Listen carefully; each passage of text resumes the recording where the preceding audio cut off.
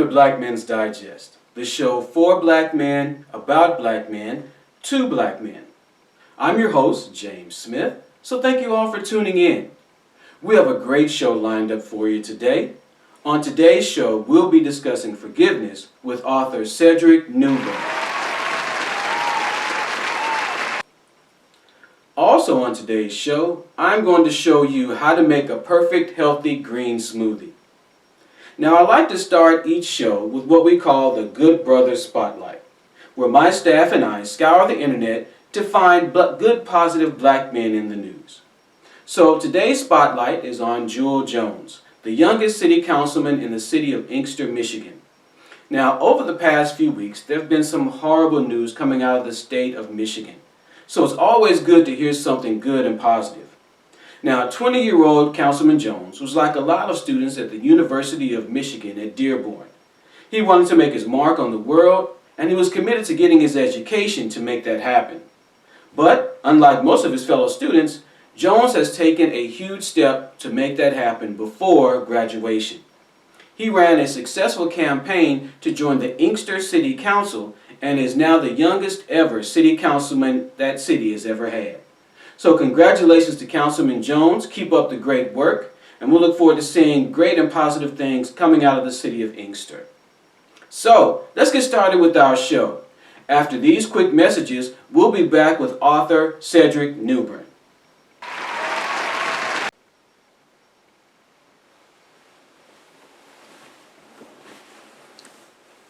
Hey guys, waking up to your favorite lady is great, especially when you're ready for that special moment. But nothing kills that special moment more than when you're not ready. Well, I have a great tool that can help you get ready and stay ready. You don't need a prescription. The pharmacy can get it anywhere nationwide. You don't even need a prescription for it. This great tool, toothpaste. Nothing kills the mood more than stank breath. Just put a little dab on your tongue in the morning before you speak. It works wonders. And for those extreme cases, brush thoroughly for 20 minutes. Your lady will love you for it. Do not try to approach before using toothpaste, as this will cause an unsafe drop in intimacy.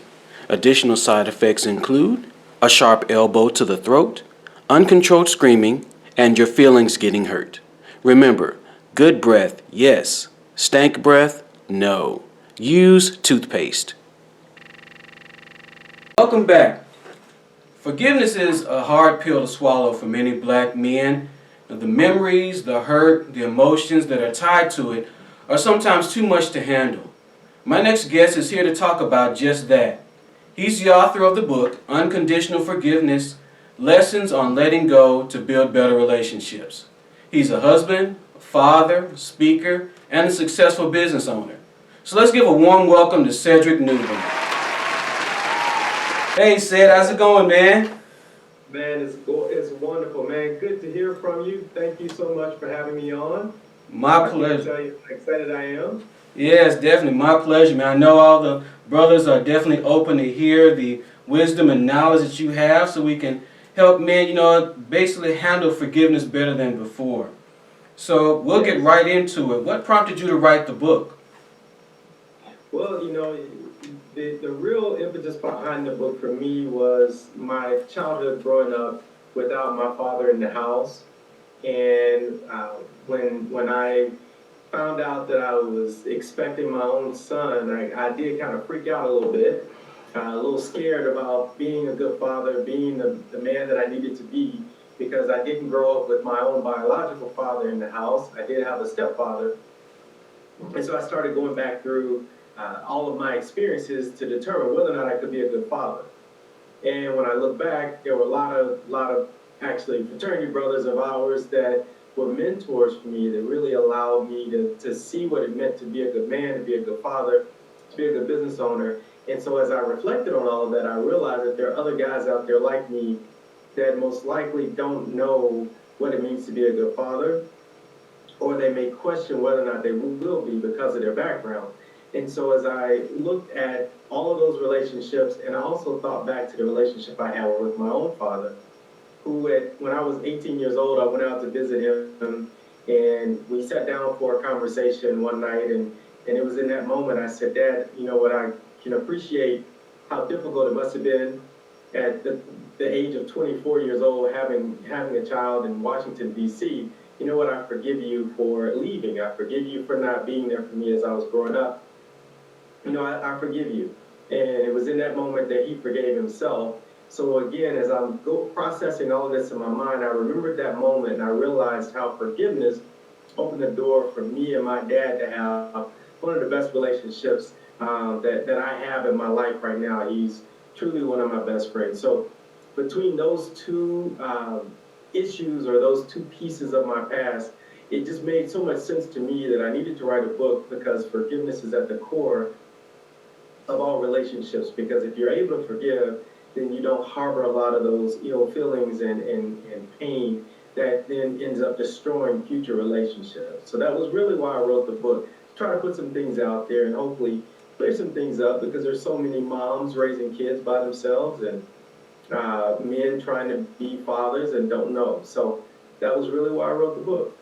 Awesome. I can definitely, see where you're coming from as far as a lot of men feeling that way. Why do you think it's hard to forgive? What's so hard about forgiveness? You know, I'm going to say the biggest challenge with forgiveness is ego. A lot of us, you know, in order for us to forgive the other person, we assume that we have to let them off the hook. We assume that we're absolving them of any wrongdoing. We also assume that that person has to apologize to us. And so a lot of that is really tied up in your own ego, because you're thinking that it's really about them and what they're doing for you. But in fact, forgiveness is really about yourself. It's about you and your own healing. And when you recognize that, then you're able to let all that other stuff go and say, you know what, I don't care if they never say I'm sorry. I don't care if I never really come to grips with why they did what they did to me. What's most important is that I need to be free. I need to be happy. And that's when, you know, you're able to really forgive and forgive, as I call it, unconditionally. Because some of us will say, oh yeah, I forgive you, but you know, the fact is there's conditions around what we mean by forgiving someone else. Right. And it's really unique as far as in the title of your book, unconditional. And like you just mentioned, most times when we forgive someone, we put conditions on them to say, Right. well, I forgive you as long as you do A, B, C, and D, or if you don't do this, then I'm not going to forgive you, but I say I do. Right. Awesome. Right. Yeah. You know, I've been doing this week-long, 5 days of forgiveness challenge, and tonight I'm actually talking about the very issue of forgiving and forgetting, because most people say I forgive you, but I won't forget what you did, and that's what I mean by you gotta knock those conditions out, James. You nailed it, because when you say I'm going to forgive you, the bottom line is you have to forgive them. There can't be any condition surrounding how much forgiveness you're offering. Forgiveness is forgiveness, period. You know, and when we start saying that there are certain parameters that need to be met or certain obligations that need to be met before we can truly let that person off the hook, in essence, we're still keeping ourselves on the hook. And when we do that, then we're just continuing to manifest some of the anger and the pain that we have in our hearts, and it just doesn't do well for us. Right. So that kind of brings me to my next question. Is there a difference as far as forgiveness between men or men and women? Have you noticed there's a difference? Cool. Let's see. So I'm going out on the limb here because I have not done any real statistical research on this, but I know in speaking to groups, as I talk to women, I think forgiveness for women is a little different than it is for men, and I'll tell you why. From a man's perspective, we have a tendency, yeah, we will forgive and we move on. We just let it go. We're done with it. Women oftentimes are quicker to forgive, and let me back up. Men might take us a little longer to get there, but we will forgive eventually. women can often forgive and forgive and forgive. And we've seen that in relationships where we've all been like, why is she still with this guy after all he's done to her? But what happens, women will forgive, but then they hold on to it and they carry that pain a little bit longer, I think, than men do. So, we may be, in a relationship as a man, and let's say something happens, we're like, we're done, we're not fooling with you anymore, we move on, and we might forgive you and move on, but we're not going to punish, so to speak, the next person. Whereas women can tend to hold on to some of that stuff because they've forgiven that first person so many times, the next guy that comes along, they can sometimes take it out on the next guy and ultimately harbor some of those same ill feelings about all men based on the experience that they have with one man. Now, again, this is not scientific research. It's just in the conversations and experiences that I've had that I think a lot of times women are quicker to forgive, but they often hold on to it. So that's why I really want to talk about the forgive and forget, because again, you can't keep carrying that stuff along. You can't assume, you can't continue to build walls around your heart with the expectation that somebody else is going to love you and expect that from you, but yet you're not able to give it. Right, right. Hey guys, this is really getting really juicy. This is some, important information that we need to have as men for us to help us move forward. So after this next break, we'll come back with Sedrik and finish up talking about unconditional forgiveness and find out, some feedback that he's been given, plus where he's going to be in the future. So we'll be right back. Hi, this is James Smith, host of Black Men's Digest TV. I hope you've been enjoying the current episode, so we won't take too much of your time. But we wanted to announce an upcoming initiative where if you are a community-based organization wanting to announce an upcoming event on our show, send us an email at communityevents@neosoul.biz. Or if you are a business wanting to sponsor an upcoming episode, send us an email as well at sponsors@neosoul.biz. Well, back to the show. All right, we're back with Sedrik Newbern, and we're talking about unconditional forgiveness, lessons on letting go to build better relationships. So when we left, Sedrik was talking about, the different events that he's gone to speaking, and he's going to talk tonight about, forgiveness and actually letting go as well. So my next question is, what kind of feedback have you gotten from the book? James, so it's been all positive. This is not an easy subject for a lot of people. My wife and I have had this ongoing conversation whenever I go out and speak. It becomes quite emotional for some people. Oftentimes, I have people come up to me afterwards and, they're in tears talking about issues or challenges that they've had over the years. I had one lady tell me that after hearing me speak, she finally forgave her ex-husband after 35 years because she finally saw what she was doing to herself and to her family. So the feedback has been absolutely positive, even though it's such a tough subject matter.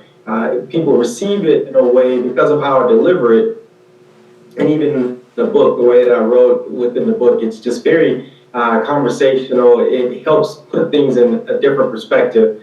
So I'm not smacking you over the head to say, you're wrong, you need to forgive, but here's how it looks, here's how it shows up, here's how it manifests in other aspects of your life, so that you take a different look at what you're doing and what feelings you may be harboring that you shouldn't be.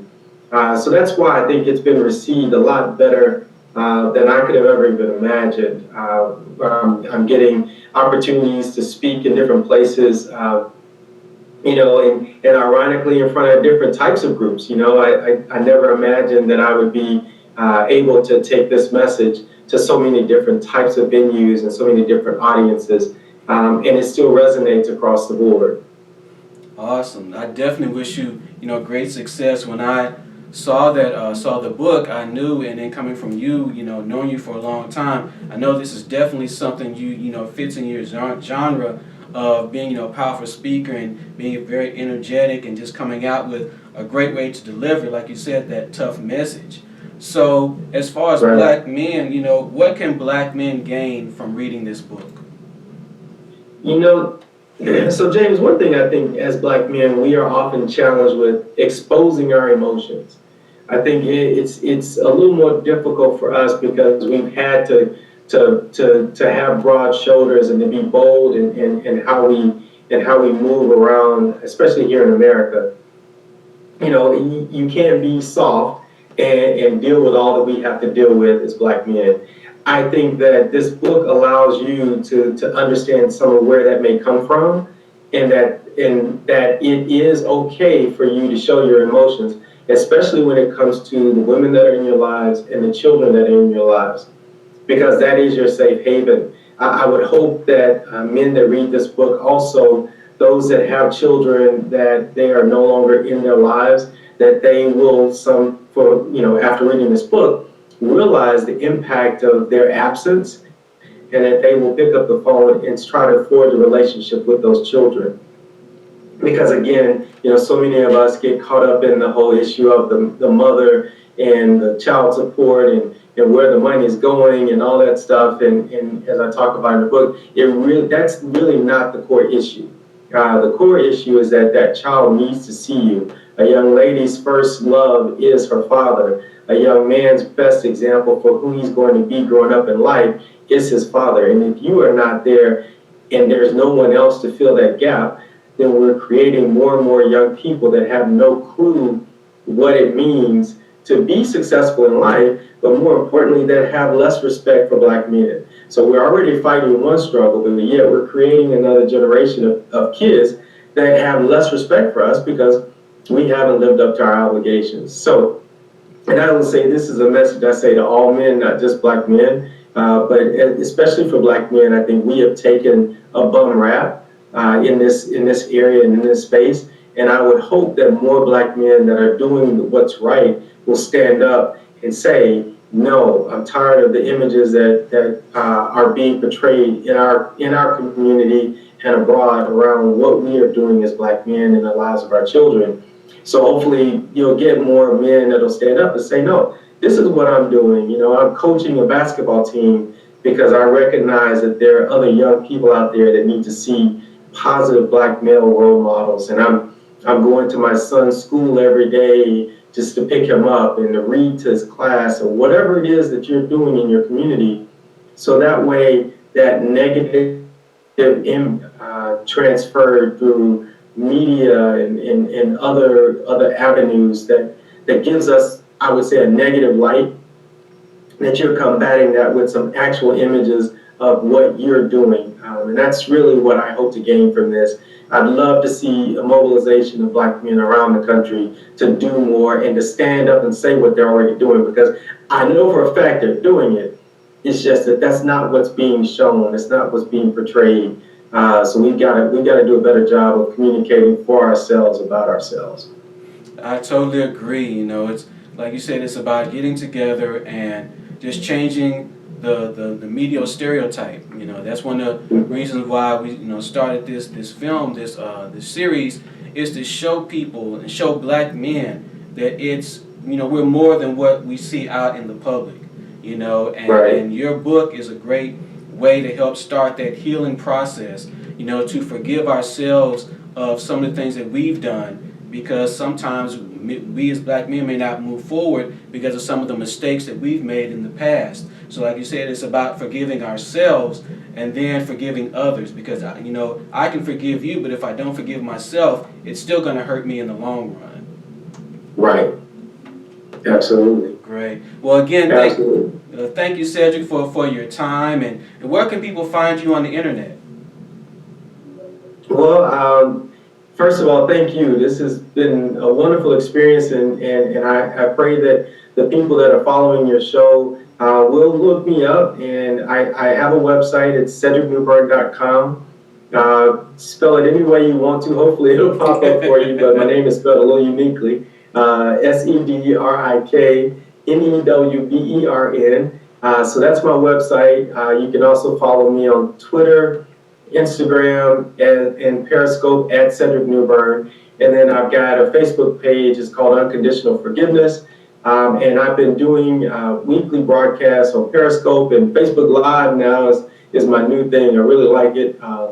And so that way you can get some daily motivational messages, as well as find out where I am and what I'm doing. I try to keep that information current so that if I'm in your town, or if you're looking to bring me to your town, I'd be delighted to do that as well.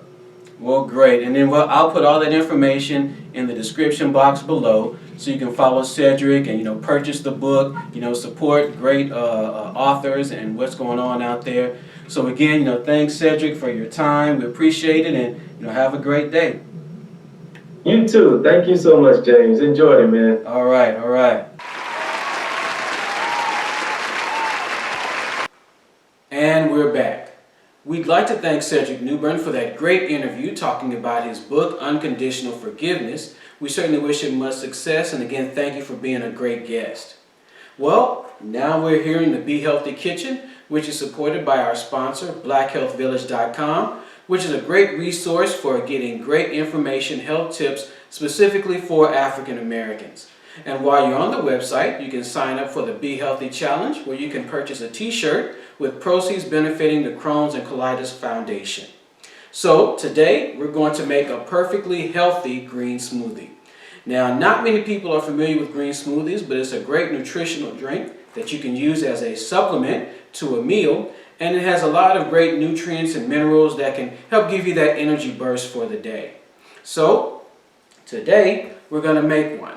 And with the ingredients, we'll start out with, I like to use frozen bananas.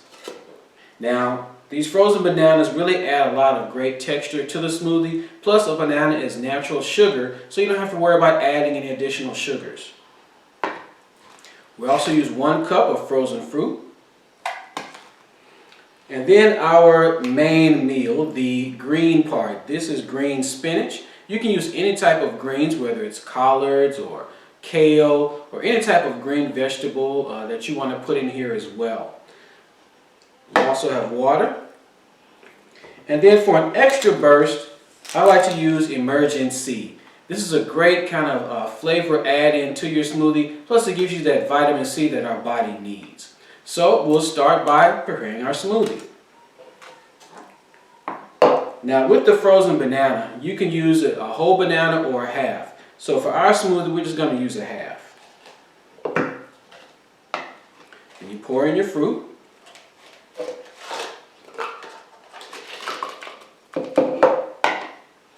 And then you put in your greens.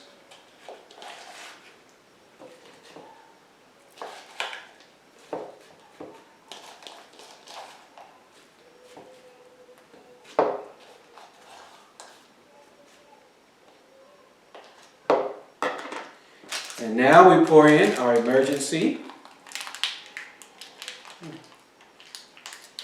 And you can get this from your local Walmart or any nutrition store. And then we pour in our water. Now with our blender, we have a line that you can pour your water up to, but you can kind of gauge how thick the consistency that you want in your smoothie.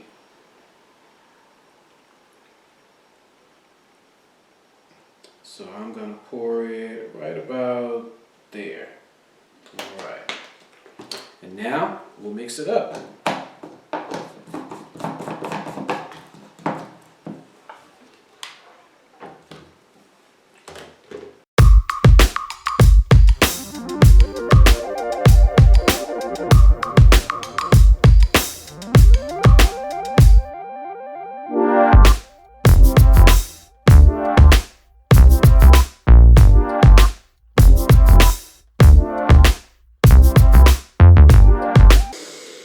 That's all it takes. Now again, you can add different types of fruit. You can even use fresh fruit as well. It's totally up to you. You can kind of mix and match, but definitely this is a great meal supplement if you're trying to, gain more health. And then we pour it in here. Put it on top. And there you have it, a perfect green smoothie. So these and other tips are available on the BlackHealthVillage.com website. So feel free to look around, again, sign up, support a great cause. And so that's our show for today. We thank again Sedrik Newbern for telling us more about unconditional forgiveness. We learned how to make a great smoothie. So be prepared for next week when we'll have new and exciting guests with more information specifically for black men. So again, this is James Smith with Black Men's Digest TV, and have a great week.